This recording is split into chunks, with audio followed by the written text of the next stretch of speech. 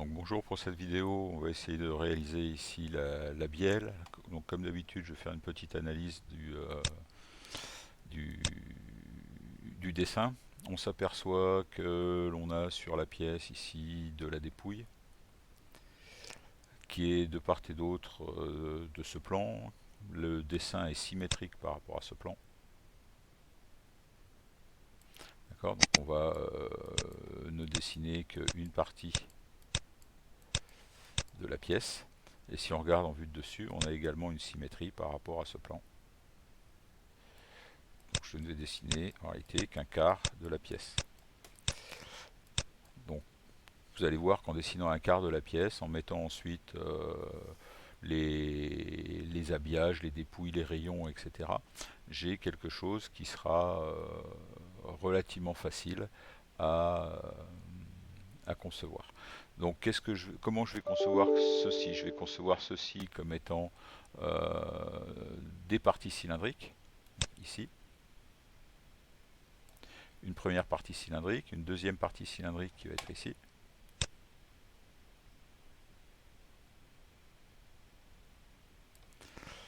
Donc je vais avoir deux demi-cylindres, puisque je veux faire en réalité que le quart qui est là. Ces demi-cylindres, je vais ensuite éventuellement les raccorder, et les raccorder par quelque chose qui n'a pas une section constante, donc que je ne vais pas forcément pouvoir extruder. Alors je vais vous montrer ici deux techniques pour réaliser ceci, soit utiliser ce qu'on appelle une combinaison, soit utiliser un volume multisection. On va voir un petit peu comment ça se passe, je vais faire les deux exemples, mais de toute façon je vais toujours partir sur un quart de pièce. Donc ici je vais commencer par faire mes différentes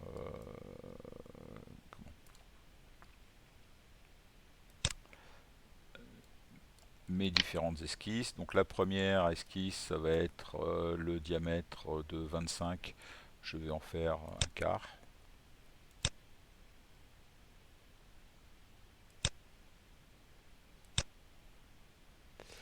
Je vais relier ça à ça.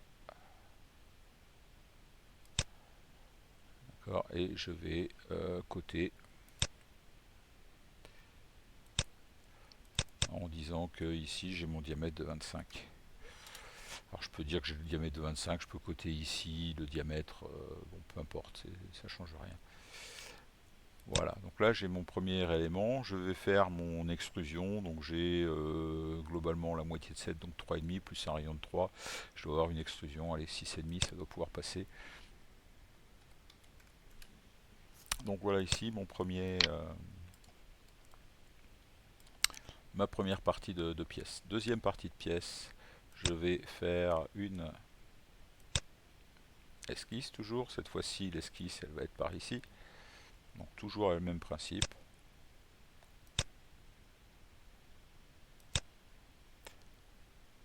Je fais un demi-cercle, je relie ici mon diamètre, je cote mon diamètre, j'ai un diamètre ici de 40. Alors vous voyez que ça peut encore bouger. Effectivement, il va falloir que je cote ici, j'ai 100 mm entre le centre ici et le centre du premier. Donc ici 100 mm. Je sors, je vais pouvoir ici extruder. Et je vais extruder, cette fois-ci j'ai 7 plus 6, 13 mm. Allez, 13 mm, le double. Voilà. Donc ensuite, pour réaliser la partie centrale, je vous ai dit qu'il y avait deux solutions. Une première solution où je vais utiliser un outil qui est l'outil combinaison. Alors cet outil il est caché, je ne sais plus où il est. Non, il n'est pas derrière ça. Il est. Ouais, bon, hop, peut-être.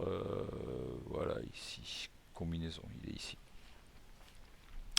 Il est au niveau du régisseur. Donc cet outil va consister en quoi? Il va consister à faire la section dans ce plan et une section dans un plan perpendiculaire. Donc je vais utiliser cet outil-là pour pour ça, je vais faire deux esquisses.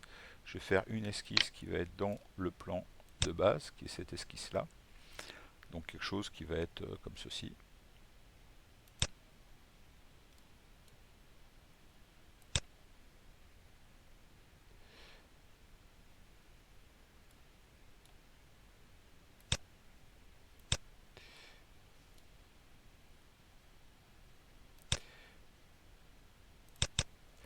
Avec, ok, avec comme cote, une cote ici de 100 mm.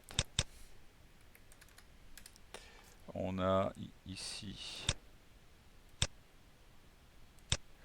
on nous donnait du 14, donc ici j'ai du 7 mm. Et de l'autre côté, on nous donnait 7 mm, donc de l'autre côté, j'ai du 3,5.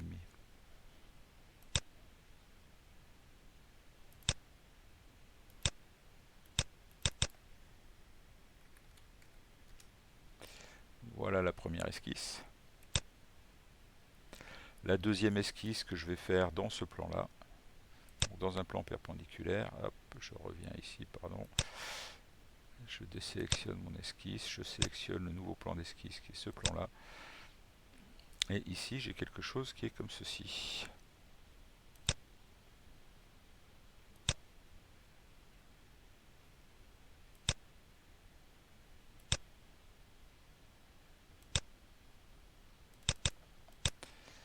Même chose, je viens mettre mes cotes. Ici, toujours une cote de 100. Ensuite, ici, je suis à 34 divisé par 2, c'est-à-dire 17.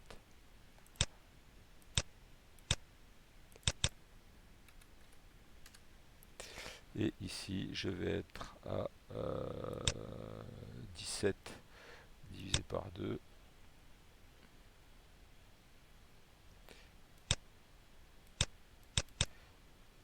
C'est-à-dire 8,5.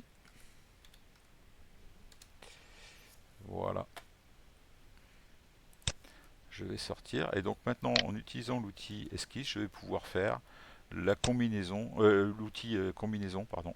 Je vais pouvoir faire la combinaison de ces deux esquisses. C'est-à-dire que je vais sélectionner cette esquisse-là et celle-ci.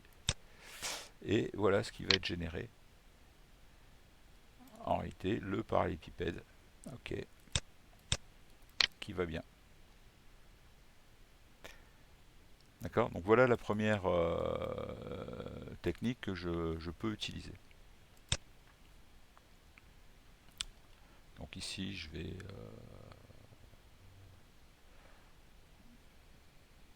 supprimer ça. C'était juste pour vous montrer. Ok. Donc la deuxième technique va consister à faire les sections dans ce plan, une section dans ce plan, et ensuite faire un volume multisection. Donc je vais faire une première section dans ce plan. Donc je vais mettre ceci, et c'est une section donc, qui fait 3,5 par 8,5. Donc je viens faire un rectangle ici de 3,5 par 8,5.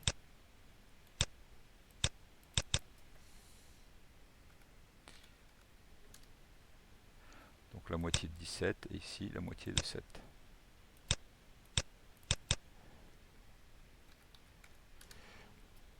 Je sors. Ensuite, il faut que je fasse une section au milieu ici de ce plan. Donc pour ça, je vais définir un plan. Je vais définir un plan qui va être à 100 mm. Et je vais définir dans ce plan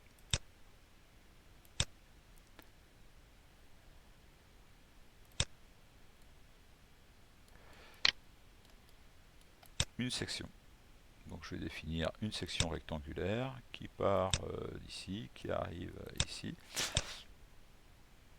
avec comme cotation la moitié de 34, c'est-à-dire 17 mm, et la moitié ici de 14, c'est-à-dire 7 mm.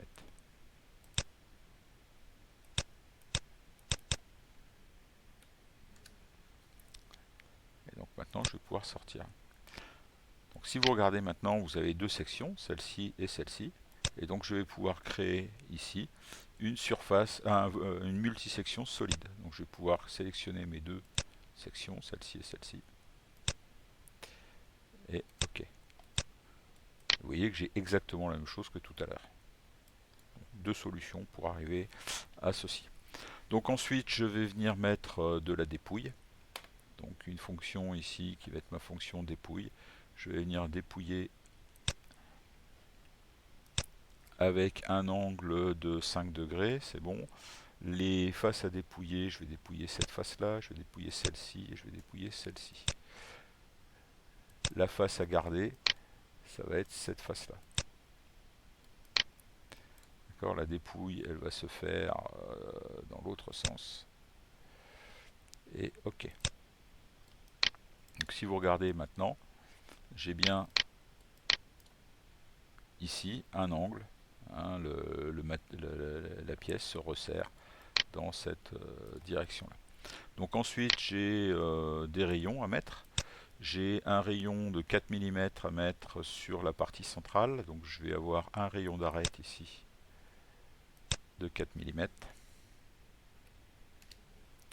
Je vais avoir ensuite un rayon d'arête ici de 6 mm. Et je vais avoir un rayon d'arête ici de 3 mm. Donc voilà globalement mon quart de bielle. Donc maintenant, il va falloir que je perce ça. Donc soit je fais une esquisse avec et puis je fais une poche et je fais les deux en même temps. Soit je fais des trous comme je veux. Bon, allez, hop, on va faire une poche. Une fois n'est pas coutume. Je vais faire une poche à partir de ce plan.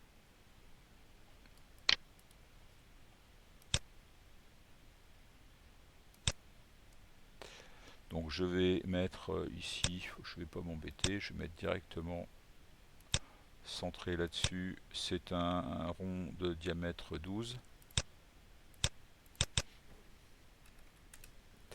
Et hop, j'en ai un qui est centré sur l'autre ici, qui fait un diamètre de 22. Et qui est distant. J'ai une distance entre ça et ça.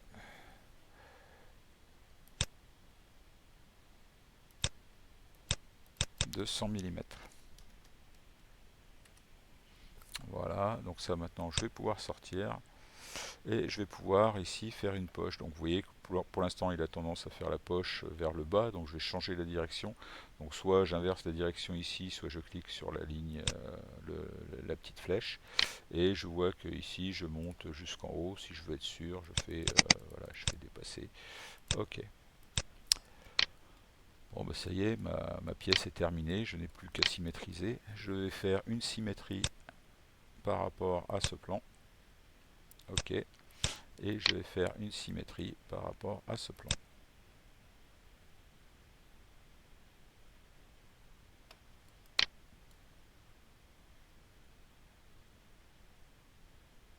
Oh. Voilà. Et voilà ma pièce. Donc j'ai bien ici la dépouille dans les deux sens. J'ai bien une pièce qui est complètement symétrique et qui répond tout à fait à